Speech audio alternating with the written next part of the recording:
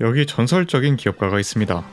브래드 제이콥스, 그는 23살 500만원으로 4년 만에 5조 매출을 만듭니다. 그렇게 연속 7번 기업 가치 10조 회사를 만들어냈죠. 그리고 그가 다시 돌아왔습니다. 건축자재 유통업체 QXO로 말이죠. 올해 67세로 스스로 남은 시간이 5000일밖에 없다고 하는 그의 8번째 도전은 이제 시작되었습니다.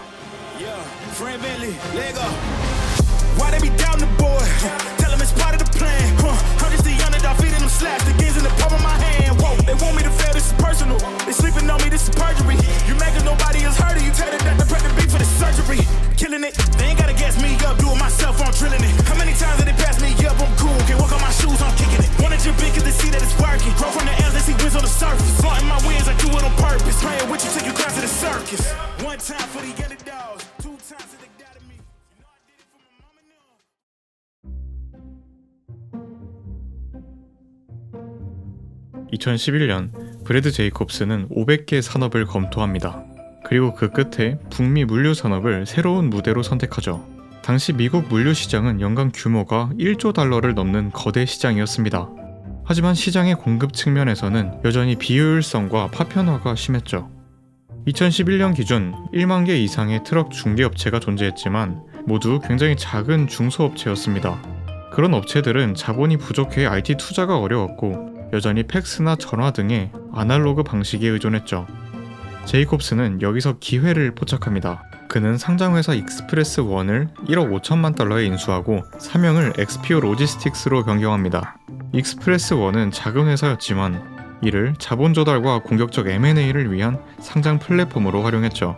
물류는 화주와 운송사를 연결하는 양면 시장입니다. 이런 시장의 핵심은 네트워크 효과죠. 때문에 XPO의 M&A 방식은 네트워크 밀도를 높여 선순환 구조를 만드는 데 집중했습니다. 더 많은 화주가 더 많은 운송사를 끌어오고 운송 용량이 풍부해질수록 다시 대형 화주가 유입되는 플라이휠 구조가 강화되었죠. 11년부터 15년까지 XPO는 17건의 인수를 단행하며 핵심 역량과 네트워크를 빠르게 확장했습니다. 특히 15년에는 코웨이를 인수했는데요. 미국에서 소량화물 운송 2위 회사였습니다. 트럭과 터미널, 직원이 이미 전국에 깔려 있었죠. 제이콥스는 이 회사를 덩치는 큰데 운영이 비효율적이라고 봤습니다. 그래서 시스템 갈아엎으면 이게 바로 돈이 된다고 본 거죠. 뿐만 아닙니다. 같은 해 XPO는 유럽 전자상거래 물류의 강자 노르베르 덴트레 상주를 통째로 삼켰습니다. 기존까지 XPO는 미국 중심 회사였습니다. 그런데 이 딜 한 방으로 유럽 창고와 배송 네트워크, 온라인 주문 처리, 이 모든 것들이 다 생겼죠. XPO는 이번 인수로 단숨에 글로벌 회사가 되었습니다. 이런 전략을 롤업 전략이라고 합니다. 작고 흩어진 회사를 모아서 하나의 큰 회사로 굴리는 것이죠. 동네에 치킨집이 50개 있다고 하면 재료 따로 사고 광고 따로 하고 배달 따로 돌리고 시스템이 엉망입니다. 그런데 이 치킨집을 하나씩 사서 통합하면 원가는 내려가고 매출은 그대로이거나 오르고 이익 측면에서 확 늘어나는 거죠. 이게 바로 롤업입니다. 그는 이렇게 따분하고 파편화된 산업에 진출해서 짧은 시간 안에 규모의 경제와 네트워크 효과를 이뤄냈습니다. 제이콥스가 따분한 시장만 고르는 이유도 이 롤업 전략을 효과적으로 수행하기 위함인 거죠. 브래드 제이콥스는 루드비 제셀슨이라는 멘토가 있었습니다. 세계 최대 규모의 메탈 트레이딩 회사를 이끌었던 인물이죠. 그는 메가 트렌드를 읽고 그 흐름에 올라타라는 원칙을 배웠다고 말합니다. 그리고 그는 거대한 파도에 탑승합니다. 2010년대 초반 아마존의 효과로 온라인 소비가 급격히 확대되며 전자상거래는 물류산업 전반을 재편하고 있었는데요. 이때 떠오른 게 라스트 마일이었습니다. 물건이 소비자 집에 마지막으로 도착하는 구간이라는 뜻이죠. 원래 물류의 끝은 매장이었고 집 앞까지 가는 문제는 물류회사의 일이 아니었습니다. 그러나 전자상거래가 커지면서 물류의 종착점이 소비자 집으로 바뀌게 된 거죠. 갑자기 물류는 더 복잡해지고 더 비싸졌으며 더 까다로워졌습니다. 제이콥스는 이때 중량물 라스트마일에서 기회를 포착합니다. 소포 배송 시장은 이미 UPS랑 페덱스가 장악하고 있었지만 가구, 가전, 운동기구 같은 무거운 상품들은 더욱 복잡했기 때문이죠. 제이콥스는 나아가 이런 상품들까지 전자상거래로 주문할 거라고 본 겁니다. 게다가 당시 미국에는 이를 전국 단위로 처리할 인프라가 부족했기에 XPO가 선점할 수 있는 틈새 시장이었죠. 2013년 그는 라스트마일 전문 기업 3PD를 인수하며 북미 최대의 중량물 라스트마일 기업이 됩니다. 그렇게 XPO는 성장합니다. 5년 후인 2018년에는 미국 인구의 90% 이상을 커버하며 연간 1,300만 건의 배송을 처리하게 되죠. 단순 배송뿐만 아니라 집안 배달, 설치와 조립, 그리고 제품 수거까지 이 모든 과정을 아우르는 서비스를 제공했습니다. 전자상거래 성장이라는 큰 파도를 탄 결과였죠. 그리고 그 파도는 단 한 가지는 아니었는데요. 제이콥스가 확인한 두 번째 메가 트렌드는 물류 아웃소싱 가속화였습니다. 소비자는 당일 배송과 같은 고도화된 서비스를 요구했습니다. 그러면서 제조 유통기업들은 자체 물류 운영보다 전문 물류 기업에 위탁하는 게 더 효율적이게 되었죠. 그래서 XPO는 단순 창고 운영을 넘어 자동화 설비와 맞춤형 운영을 갖춘 물류센터를 구축합니다. 이때 뉴 브리드 로지스틱스를 인수하여 항공우주, 통신, 테크 분야의 고난도 물류 역량을 확보했죠. 이렇게 진입 장벽이 높아지며 고객사와 전략적 파트너십을 강화하는 기반이 되었습니다. 이 결과 XPO는 고객사 계약 유지율 90% 이상을 기록하며 물류가 단순 비용 절감 수단이 아니라 경쟁력의 핵심 요소임을 증명합니다.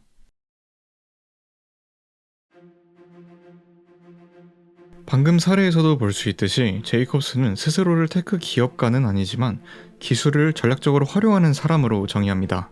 그는 특히 기술 기업이 더딘 물류 산업의 특성을 기회로 보고 대규모 IT 투자를 XPO의 차별적 경쟁력으로 삼았죠.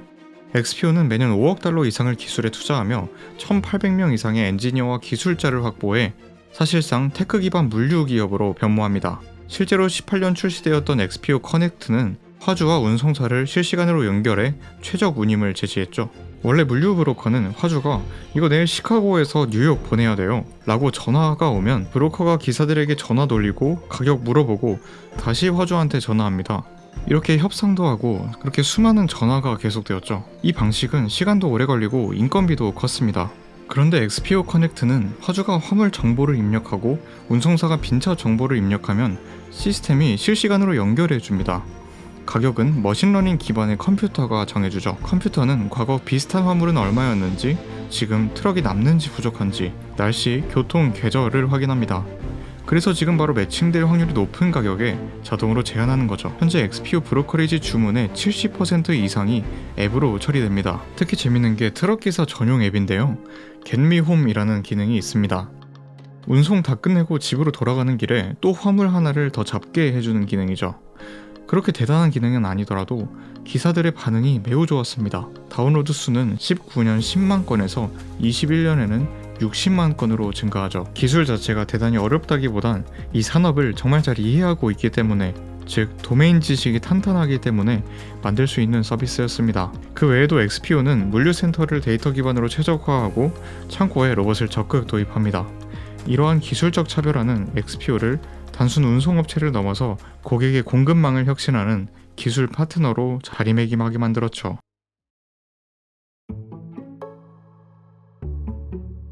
다른 기업들이 3에서 6개월을 들여 실사를 진행할 때 제이콥스는 핵심 리스크와 가치 요인만 집중적으로 파악합니다. 그렇게 해서 2주 만에 거래를 마무리하죠. 그런데 그의 진짜 경쟁력은 거래의 속도보다 인수 후 합병 속도에 있습니다. 2015년 코네이 인수는 제이콥스의 합병 철학을 가장 잘 보여주는 사례인데요. 코네이는 80년 된 직원이 많고 조직이 큰 회사였습니다. 원래 방식이라는 게 굉장히 강했죠.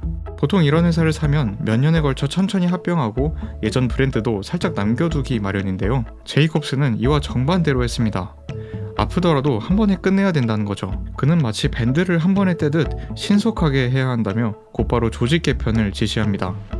브랜드부터 바로 없앴습니다. 코네이는 완전히 사라지고 트럭, 유니폼, 건물까지 여긴 이제 XPO임을 눈으로 보이게 만들었죠. 직원들에게 너네 아직 코네이 아니고 이제 XPO라는 것을 명확히 말한 셈입니다. 그리고 중복된 IT, HR, 재무 시스템을 하나의 플랫폼으로 통합해서 운영 효율을 끌어올렸습니다. 물론 이런 게 당장은 불편하고 힘들어도 이걸 한꺼번에 해야 한다고 보는 거죠. 거대 기업 인수에도 불구하고 XPO가 마치 스타트업처럼 신속하게 움직일 수 있었던 이유일 겁니다. 이때 제이콥스의 일렉트릭 미팅이라는 독자적인 회의 문화도 특이한데요. 전자기기가 금지되고 직급이 아닌 논리로 대화하며 안건은 현장에서 바로 제안됩니다. 보고서나 결제 라인 같은 게 없는 거죠. 이런 구조는 보고 체계나 의존을 최소화하고 문제의 본질에 직행해 즉석에서 실행 가능한 결론을 도출하는 속도 경영의 엔진으로 작동했습니다. 실제로 이 속도는 2018년 숏 어택 사건에서 드러나는데요. 스프루스 포인트 캐피털이 XPO의 회계 구조를 공격하는 숏 리포트를 발표해서 주가가 하루 만에 26% 폭락한 겁니다. 대부분의 CEO가 언론 대응을 고민할 상황에서 제이콥스는 시장의 공포가 과도하다는 판단을 내립니다. 곧바로 이사회를 소집해 대규모 자사주 매입을 승인받죠. 규모 총 10억 달러, 당시 시가총액의 약 18% 정도에 해당하는 상당히 큰 비중의 자사주 매입이었습니다. 이걸 단 2일 만에 결정해낸 거죠. 이 신속한 결단은 주가 하락을 단기간에 안정시키고 이후 큰 규모의 평가이익으로 돌아갔습니다. 자사주 매입 시기가 15달러 정도였지만 지금은 150달러에 거래되고 있군요. 제이콥스의 자본 배분 능력과 판단력 그리고 속도를 시장에 각인시킨 대표적인 사례입니다. 결국 XPO의 성공은 4가지 요인이 서로 긴밀하게 연동되며 강력한 플라이휠을 형성한 것에서 비롯됐다고 할 수 있을 것입니다. 경쟁자가 수천 개로 흩어진 시장 특성 덕분에 다수의 회사를 싼 가격에 인수하며 빠르게 규모를 키울 수 있었고요. 전자상거래 성장과 공급망 아웃소싱 확대라는 거대한 파도를 타며 성장을 이어갔습니다. 이렇게 확대된 규모는 기술 투자를 가능하게 했고 그렇게 얻은 기술은 다시 비효율을 해소하며 XPO의 경쟁력을 강화했습니다. 그리고 이 모든 과정, 그러니까 인수합병, 의사결정, 위기 대응에서 매번 빠른 실행력이 빛났는데요. 이것이 사실상 경쟁사들이 따라오기 어려운 하나의 진입장벽이 되었습니다. 이렇게 4가지 공식이 맞물리며 제이콥스는 XPO로 50배의 수익을 얻을 수 있었죠. 뿐만 아니라 그는 자신이 소유한 모든 상장 기업의 평균 수익률이 300배에 가깝다고 합니다. 그런 그가 8번째로 올라탄 파도는 바로 건축자재 유통산업입니다. 미국과 유럽을 걸쳐 연간 1000조 규모의 방대한 시장인데도 수천 개의 지역 소매상이 난립하는 극도로 파편화된 구조이기 때문입니다. 미국만 7,000개에 달하는 중소업체들이 여전히 전화와 팩스로 주문을 받고 재고를 수기로 관리하고 있었습니다. 한마디로 비효율 끝판왕이죠. 제이콥스에게 이런 모습은 너무 익숙합니다. XPO 이전에도 쓰레기 처리, 건설 장비 렌탈 같은 지루한 산업에서 성과를 내왔죠. 첨단 혁신과 거리가 먼 듯하지만 절대 사라질 수 없는 필수 산업입니다. 이때 타이밍도 중요합니다. 지금 미국 건축 인프라 분야에는 거스를 수 없는 거대한 흐름이 일어나고 있는데요. 주택과 인프라 시설이 노후화되어 교체 수요가 계속 누적되고 있고요. 기후변화로 인해 극단적 날씨가 잦아지며 건물 보수가 빈번해지고 있습니다. 실제로 미국 주택은 300만 채 이상 공급 부족 상태라서 앞으로 주택 신축과 노후주택 리모델링 수요가 꾸준할 전망입니다. 인프라 투자도 해야 될 게 많고요. 거기다가 대통령은 마침 부동산 업자 출신 트럼프입니다. 미국의 부동산업 부흥을 위해 여러가지 노력을 하고 있죠. 주택 모기지를 30년에서 50년으로 연장시키려 하고 여러가지 양도세를 철폐시키는 등 아주 열심이죠. QXO는 트럼프의 사위인 제러드 쿠시너를 이사회 멤버로 두고 있기도 합니다. 여기에다가 리쇼어링으로 해외 공장들도 미국으로 다시 돌아오고 있고요.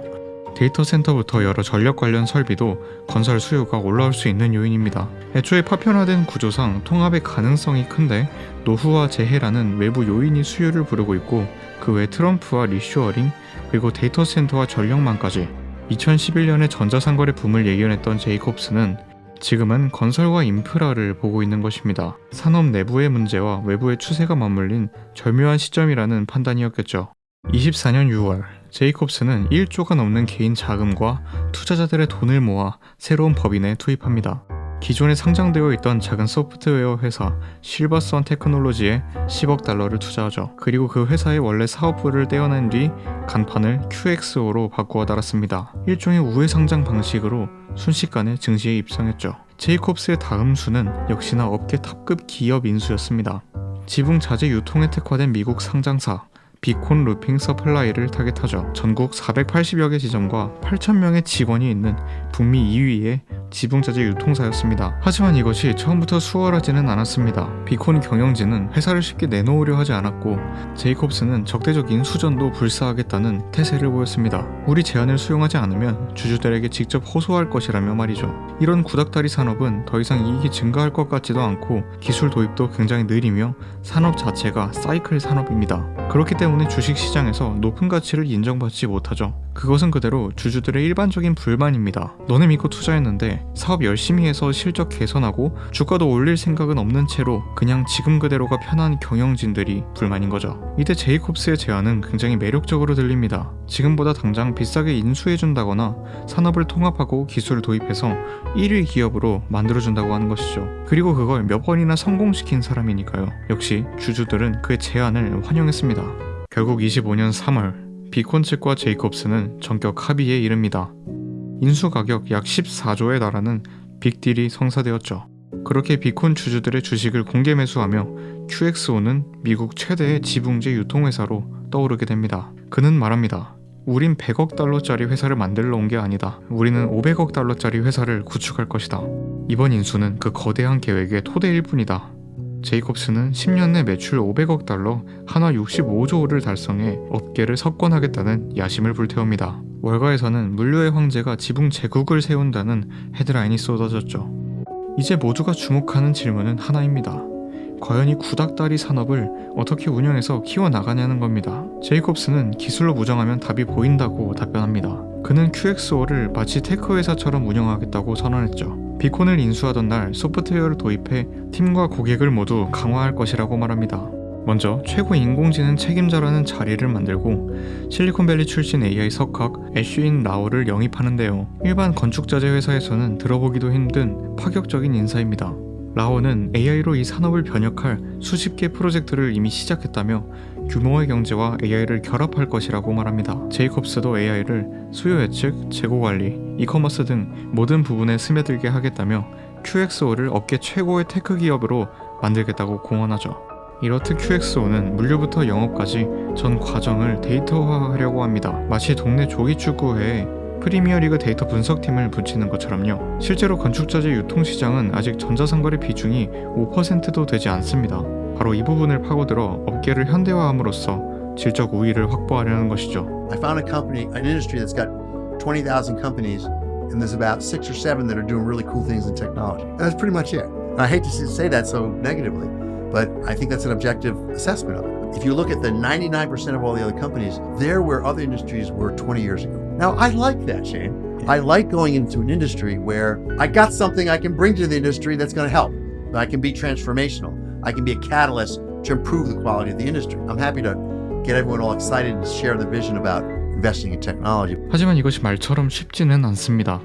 첨단 시스템을 넣어도 기존 서비스 품질을 유지해야 하고 수십 년의 관행에 익숙해진 현장을 바꿔내야만 합니다. 제이콥스는 9주 만에 관리 계층을 대폭 줄이고 자본을 현장 인력에 재투자하며 기존 ERP 시스템을 단계적으로 폐지했습니다. 가장 중요한 것은 모든 직원을 첫날부터 참여시키고 명확하게 소통하는 것이라며 말이죠.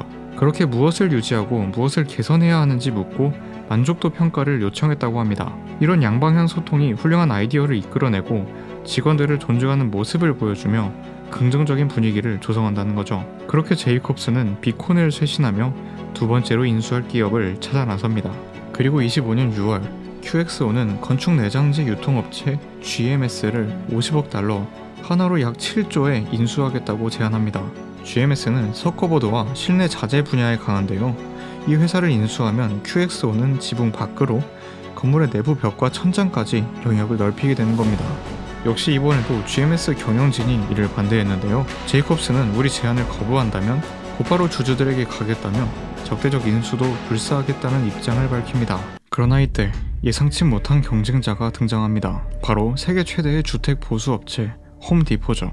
홈디포는 GMS 인수전에 참여했고 결국 홈디포에게 GMS를 빼앗기게 됩니다.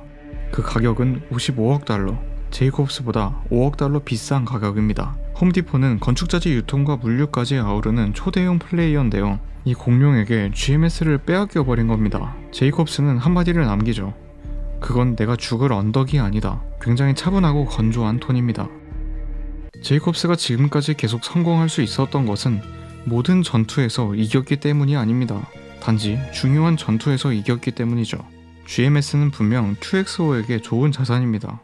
다만 반드시 가져야 할 자산은 아니며 그것이 과대평가된 가격이면 더더욱 아니라는 거죠. 홈디포가 가격을 밀어붙이자 제이콥스는 즉시 철수합니다. 홈디포는 그 전략이 맞는지 판단해야 할 것이다 라는 말을 남기면서 말입니다. 제이콥스는 그 길이 왜 어렵고 어디서 실패하는지 너무 잘 아는 사람입니다. 그렇게 봤을 때 그 비용 주고 할 고생은 아니라는 판단이었을 것입니다.